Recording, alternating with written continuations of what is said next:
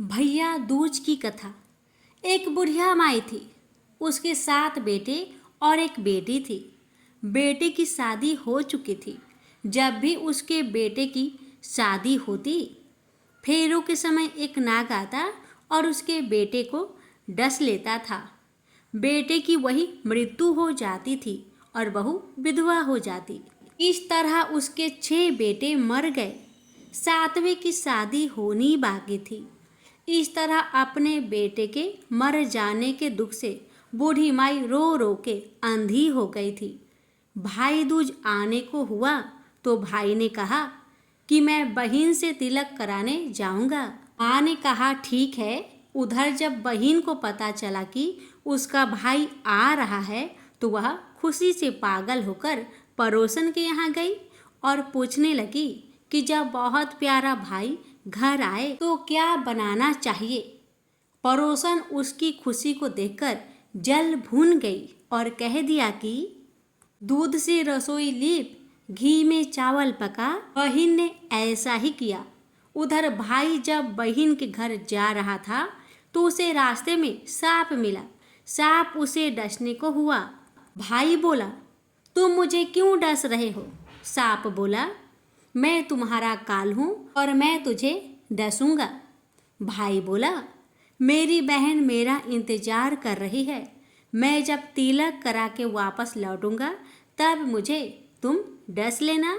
भाई की बात सुन सांप ने कहा, भला आज तक कोई अपनी मौत के लिए लौट के आया है जो तुम आओगे? भाई ने कहा, नहीं। अगर तुझे मुझ पर यकीन नहीं है तो तू मेरे झोले में बैठ जा। तब मैं अपने बहन के तिलक कर लूँ, तब तू मुझे डस लेना। सांप ने ऐसा ही किया। अब भाई बहन के घर पहुंच गया। दोनों बड़े खुश हुए एक दूसरे को देखकर। भाई बोला, बहन जल्दी से खाना दे, मुझे बड़ी भूख लगी है। बहन क्या करे? ना दूध से रसोई सूखे, ना घी में चावल पके। ये देख बहन परेशान। भाई ने पूछा, बहन इतनी देर क्यों लग रही है? तू क्या पका रही है? तब बहन ने बताया कि ऐसा ऐसा बात है। भाई बोला, पगली, कहीं घी में कभी चावल पके हैं या दूध से कोई रसोई लीपे हैं? गोबर से रसोई लीप, दूध में चावल पका। बहन ने ऐसा ही किया। खाना खाके भाई को बहुत जोर की नींद आने लगी। इतने में बहन के बच्चे आ गए और कहने लगे, मामा हमारे लिए क्या लाए हैं? भाई बोला, मैं तो कुछ नहीं लाया। बच्चों ने वह झोला ले लिया जिसमें सांप बैठा हुआ था। अब आगे होता है ये कि जैसे ही बच्चों ने झोला खोला उसमें से हीरे का हार निकला। बहन ने कहा, भैया तूने बताया नहीं कि तू मेरे लिए इतना सुंदर हार लाया है। भाई बोला, बहना तुझे पसंद है तो तू ले ले, मुझे हार का क्या करना। अगले दिन भाई बोला, अब मुझे जाना है, मेरे लिए खाना रख दे। बहन ने उसके लिए लड्डू बना के एक डिब्बे में रख दिए। भाई कुछ दूर जाकर थक कर एक पेड़ के नीचे सो गया। उधर होता है ये कि बहन के जब बच्चों को जब भूख लगी तो माँ से कहा कि मुझे खाना दो। माँ ने कहा, खाना अभी बनने में देर है। तो बच्चे बोले कि मामा के लिए जो रखा था वही दे दो। तो वह बोली कि लड्डू बनाने के लिए बाजरा पीसा था, वह वहीं पड़ा है, चक्की में जाकर खा लो। बच्चे ने देखा कि चक्की में तो सांप की हड्डियां पड़ी है। ये देखकर बच्चे अपने माँ को आकर बताए तो वह पागल सी हो गई। भाई के पीछे भागी। रास्ते भर लोगों से पूछती कि किसी ने मेरा गैल बाटोई देखा, किसी ने मेरा बाबरा सा भाई देखा। तब एक ने बताया कि कोई लेटा तो है पेड़ के नीचे, देख ले कहीं वही तो तेरा भाई नहीं। बेचारी बहन भागी भागी पेड़ के नीचे पहुंची। अपने भाई को नींद से उठाई और कहने लगी, भैया भैया ये तूने मेरे लड्डू तो नहीं खाए? भाई बोला, ये ले तेरे लड्डू, नहीं खाए मैंने। ले दे के लड्डू ही तो दिए थे, उसके पीछे पीछे भी तुम यहाँ आ गई। बहन बोली, नहीं भाई, तू झूठ बोल रहा है, जरूर तूने खाया है, अब तो मैं तेरे साथ चलूँगी। भाई बोला, तू ना मान रही है तो चल फिर। चलते चलते बहन को प्यास लगती है। वह भाई को कहती है कि मुझे पानी पीना है। भाई बोला, अब मैं यहाँ तेरे लिए पानी कहाँ से लाऊं? देख, दूर कहीं चील उड़ रही है, चली जा, वहाँ शायद तुझे पानी मिल जाए। तब बहन वहाँ गई और पानी पीकर जब लौट रही थी तो उसने रास्ते में देखा कि एक जगह जमीन में 6 सिलाई गढ़ी है और एक बिना गढ़े रखी हुई थी। उसने एक बुढ़िया से पूछा कि ये सिलाई कैसी है। उस बुढ़िया ने बताया कि एक बुढ़िया है, उसके 7 बेटे थे।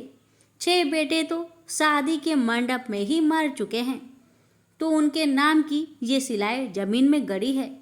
अभी 7वें की शादी होनी बाकी है। जब उसकी शादी होगी तो वह भी मंडप में ही मर जाएगा, तब यह 7वीं सिला भी जमीन में गिर जाएगी। यह सुनकर बहन समझ गई ये सिलाई किसी और की नहीं बल्कि उसके भाइयों के नाम की है। उसने उस बुढ़िया से अपने 7वें भाई को बचाने का उपाय पूछा। बुढ़िया ने उसे बतला दिया कि वह अपने 7वें भाई को कैसे बचा सकती है। सब जानकर वह वहाँ से अपने बाल खोले करके पागलों की तरह अपने भाई को गालियाँ देती हुई चली। भाई के पास आकर बोली, तू तो जलेगा, कूटेगा, मरेगा। भाई उसके ऐसे व्यवहार को देखकर चौंक गया और उसे कुछ समझ नहीं आया। इसी तरह दोनों भाई बहन माँ के घर पहुँच गए। थोड़े समय के बाद भाई के लिए सगाई आने लगी। उसकी शादी तय हो गई। जब भाई को सेहरा पहनाने लगे तो वह बोली, इसको क्यों सेहरा बांधेगा, सेहरा तो मैं पहनूंगी, ये तो जलेगा, मरेगा। सब लोगों ने परेशान होकर सेहरा बहन को दे दिया। बहन ने देखा उसमें कलंगी की जगह सांप का बच्चा था। बहन ने उसे निकाल के फेंक दिया।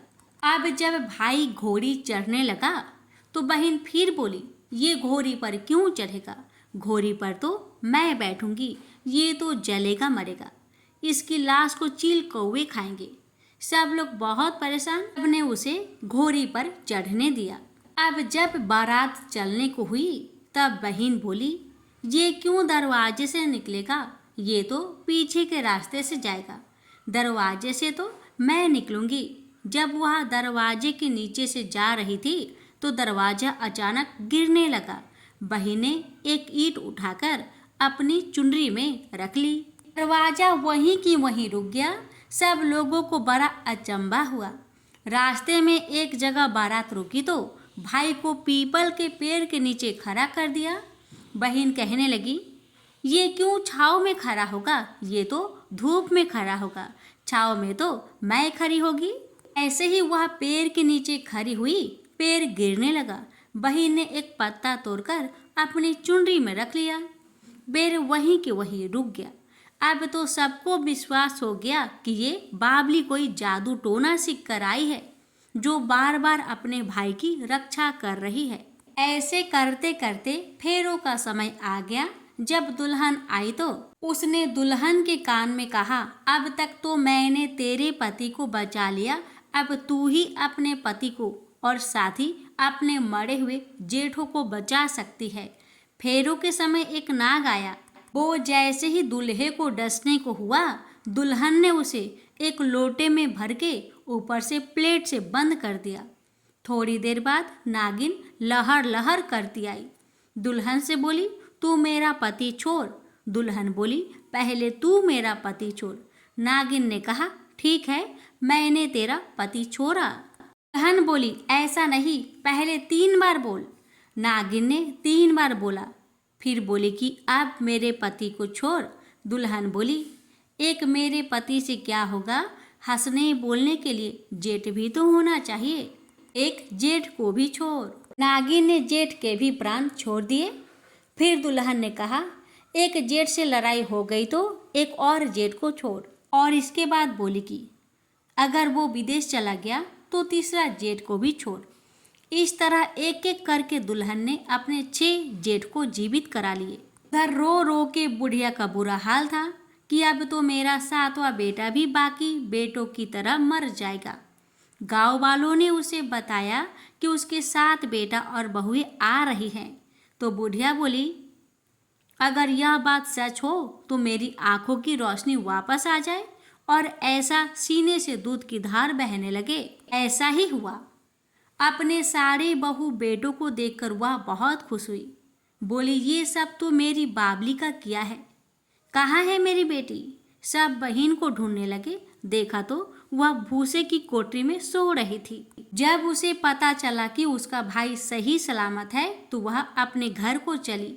उसके पीछे पीछे सारी लक्ष्मी भी जाने लगी। बुढ़िया ने कहा, बेटी पीछे मुड़ के तो देख, तू सारी लक्ष्मी ले जाएगी तो तेरे भाई भाभी क्या खाएंगे? अब बहन ने पीछे मुड़कर देखा और कहा, जो माँ ने अपने हाथों से दिया वह मेरे साथ चल, बाद बाकी का भाई भाभी के पास रहे। इस तरह एक बहन ने अपनी भाई की रक्षा की। हे भगवान, जिस तरह आपने उस भाई की रक्षा की वैसे ही आपकी कथा को सुनने वाले, कहने वाले, हुक्कार भरने वाले सभी की बहनों की भाई की रक्षा करना।